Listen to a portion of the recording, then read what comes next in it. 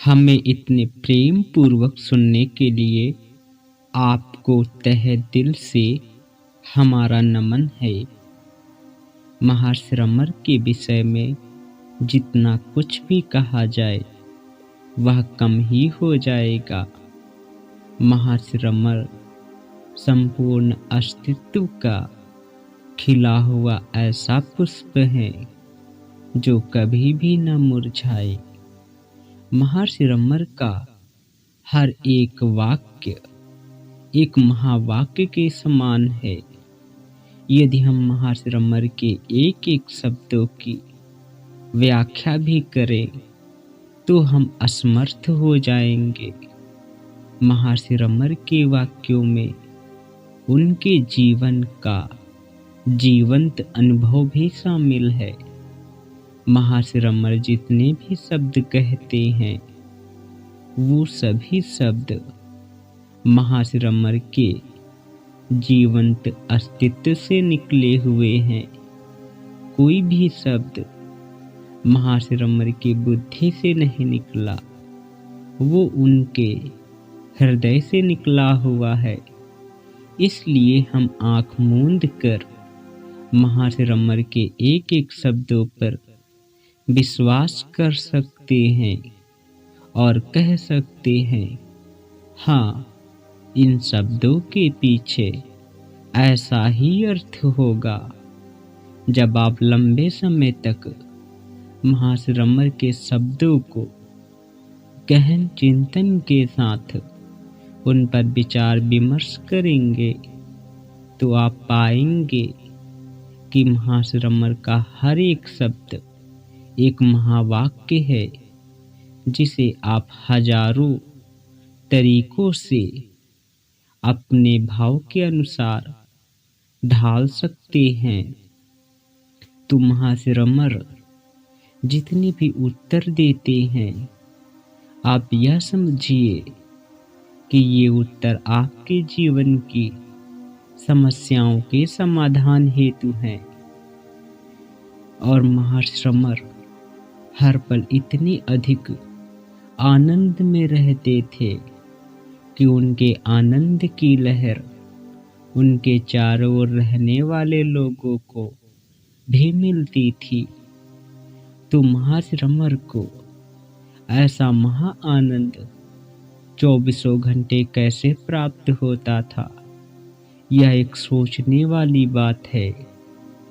आखिरकार ऐसा वह कौन सा आनंद है जो 24 घंटे रहता है, जबकि हम अपने जीवन में देखते हैं कि हमें तो आनंद की बस झलकें मिलती हैं और उसके बाद वह खो जाता है।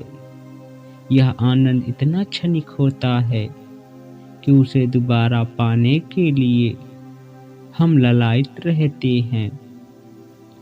तो महर्षि रमर के इस महाआनंद को देखकर एक प्रश्नकर्ता ने पूछा, महर्षि, आप अक्सर कहते हैं कि हमारा वास्तविक स्वरूप आनंद ही है।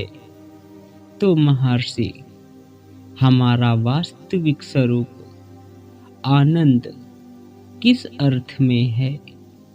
अर्थात हमारा यदि वास्तविक स्वरूप आनंद ही है तो यह किन अर्थों में आनंद है?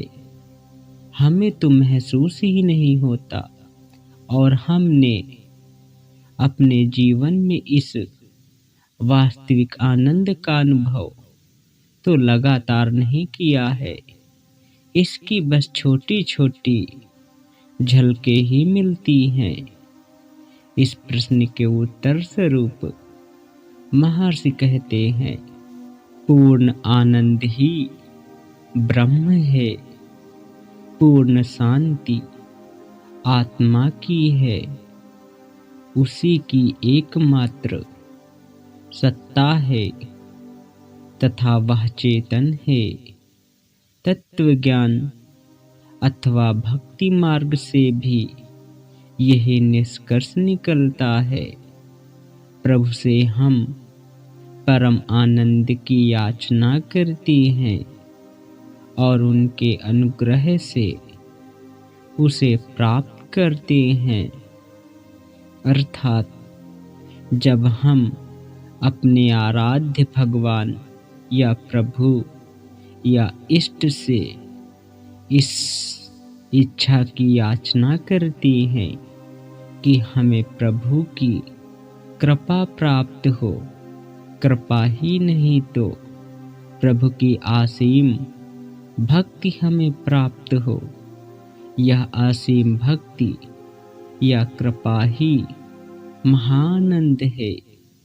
यह आनंद हमें निश्चित रूप से प्रभु की कृपा स्वरूप प्राप्त होती है। परम आनंद का देने वाला स्वयं भी तो परम आनंद ही होगा। आप इसे ऐसे समझ सकते हैं, एक अमीर व्यक्ति ही दान कर सकता है क्योंकि उसके पास देने के लिए बहुत कुछ है, लेकिन एक गरीब दान नहीं कर सकता क्योंकि उसके पास देने के लिए कुछ भी नहीं है। देता वही है जिसके पास पहले से हो और वह कम न पड़ता हो। तो परम आनंद जो दे सकता है उसके पास भी तो परम आनंद ही होगा, ऐसा महर्षि रमर कहते हैं। तथा वह आनंद से परिपूर्ण भी होगा।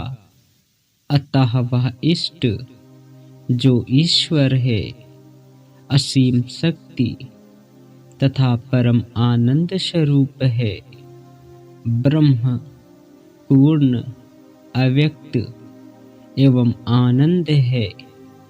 जैसा कि महर्षि पहले कहते हैं कि पूर्ण आनंद ही ब्रह्म है, वही बात यहाँ कह रहे हैं कि ब्रह्म पूर्ण अव्यक्त एवं आनंद है।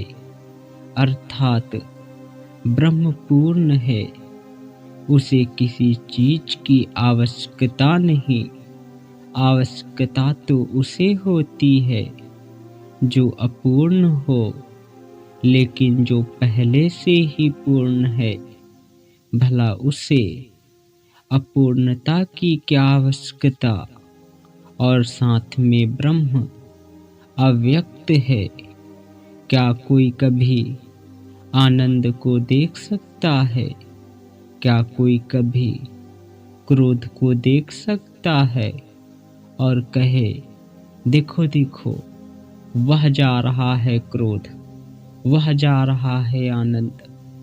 बल्कि क्रोध या आनंद एक अभिव्यक्ति है जो किसी चेतन जीव के माध्यम से व्यक्त होती है। इसलिए ब्रह्म अव्यक्त है, वह दिखाई नहीं देता तथा वह आनंद स्वरूप भी है। और आगे महर्षि कहते हैं, जो ईश्वर से अपना निज आनंद प्राप्त करना चाहते हैं, आध्यात्मिक दृष्टि से वे स्वतः ही आनंद स्वरूप है। जीव विज्ञान की दृष्टि से जीव आनंद की प्राप्ति के लिए ही सब शारीरिक क्रियाएं करता है। सुख ही हमारी उन्नति में सहायक है। भोजन, व्यायाम, विश्राम, समूह में रहने की इच्छाएं, सुख का मनोविज्ञान कदाचित इस प्रकार है। हमारा वास्तविक स्वरूप है पूर्ण आनंद। इस कल्पना को मानकर चलिए, सृष्टि का कारण ब्रह्म है, जो ईश्वर तथा माया में बटा हुआ दिखता है। इस प्रकार माया के भी दो भाग हैं। परा माया जो आधार तत्व है तथा अपरा माया जिसमें पंच तत्व तथा मन, बुद्धि व अहंकार मिलाकर कुल 8 तत्व आते हैं। अहम की पूर्णता सहसा तब भंग होती है जब किसी वस्तु का अभाव प्रतीत होता है तथा किसी वस्तु की इच्छा अथवा कुछ कार्य करने की कामना उत्पन्न होती है। उस इच्छा की संतुष्टि होने के बाद उस अभाव की पूर्ति होने से अहम के प्रसन्न हो जाने से मूल पूर्णतः पुनः अपने स्वरूप में आ जाती है।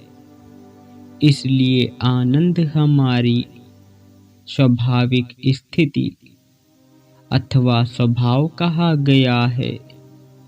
सुख दुख तुलनात्मक होने से हमारी सीमित स्थिति के परिचायक हैं तथा इस स्थिति में हमारी इच्छा की पूर्ति प्रगति की द्योतक है।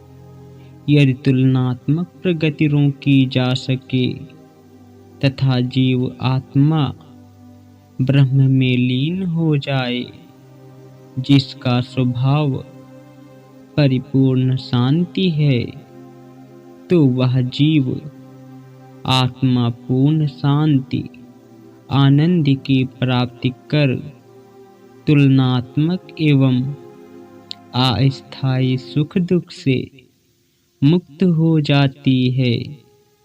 इसलिए आत्म साक्षात्कार परिपूर्ण आनंद ही है। यह आत्म साक्षात्कार असीमित ज्ञान दृष्टि है, परोक्ष अनुभूति के ज्ञाता के रूप में नहीं। यह सर्वोच्च आत्मसमर्पण है।